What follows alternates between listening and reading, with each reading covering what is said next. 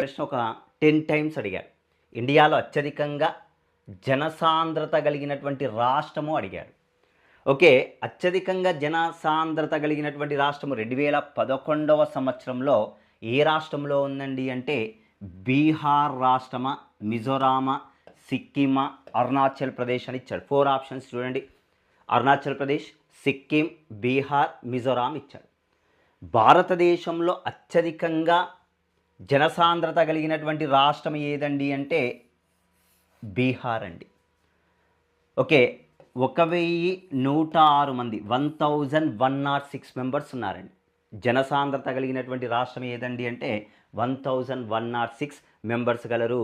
అత్యధిక జనసాంద్రత కలిగినటువంటి రాష్ట్రంగా చెప్పవచ్చు.